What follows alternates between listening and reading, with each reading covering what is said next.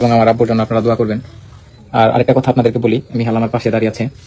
আমি আমার এতটুকু বয়সে সজ্ঞানে সুস্থ মস্তিষ্কে বলতেছি, এসে নামাজ পড়ে মিহালরে আমি একসাথে একই দেখেছি, তাই না আব্বু?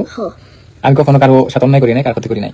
প্রথম, দ্বিতীয়ত হচ্ছে মানুষের যেমন পরিবারকে এইরকম হয় যে মিহালকে যদি ভালো রাখতে যাই, দেখা যায় যে আমার বউ খুশি হয় না, বউরে খুশি রাখতে গেলে মিহাল খুশি হয় না, আবার মারে দেখতে গেলে বউ বেজার হয়। এরকম পৃথিবীর কোনো মেয়ে এখন বর্তমান সময় মেনে নিতে চায় না। অনেক বোনেরা আমাকে অনেক বকেন, এজন্য আমি আপনাদের প্রতি মন খারাপ না, ধন্যবাদ। শুধু দোয়া করবেন, আপনাদের কাছে দোয়া চাই যেন আমার মতো পরিস্থিতি কারো সম্মুখীন না হয়। লাইভে এই জন্য আসছি, এখন থেকে হয়তো ফেসবুকে কম আসতে পারি কিংবা বেশি আসতে পারি, কিন্তু দেশের বাইরে যাওয়ার চিন্তা ভাবনা করছি। আল্লাহ তালা যদি নাই ইনশাল্লাহ, তাহলে দ্রুত বাইরে যাব। যদি কারো যাওয়ার ইচ্ছা থাকে যোগাযোগ করতে পারেন, সিঙ্গাপুর অথবা নেপাল কিংবা থাইল্যান্ড। যদি কারোর চিন্তা ভাবনা থাকে, আগামীকাল ঢাকা যাচ্ছি, একটা কাজ আছে, ওইটা শেষ দিয়ে বিষয় প্রসেসিং এর কাজ করবো।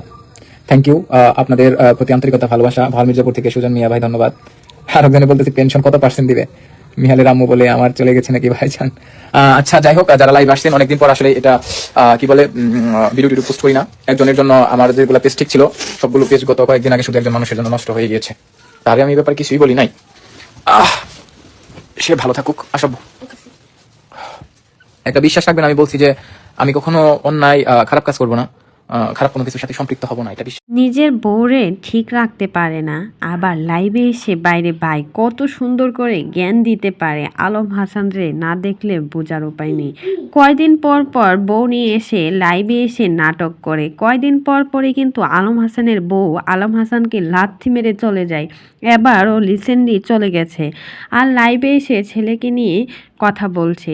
তার শ্বশুর শাশুড়িকে নাকি দেখতে পারে না তার বউ, মানে তার বাবাকে নাকি, তার মাকে নাকি একদমই পছন্দ করে না, এসব কিছু মানিয়ে নিতে পারে না, আর সাথে পরকীয়া করে, আরও অনেক কিছু। ব্যাকগ্রাউন্ড অনেক খারাপ, অনেক বাজে বাজে কাজ করেছে বিয়ের আগে। সব কিছু জেনেও নাকি আলম হাসান মুক্তাকে বিয়ে করেছিল, আর সেই মুক্তাকে নিয়ে 2টা দিনও ভালোভাবে ঘর সংসার করতে পারে না। 2 দিন পর পরই কিন্তু অনলাইনে এসে নাটক করে।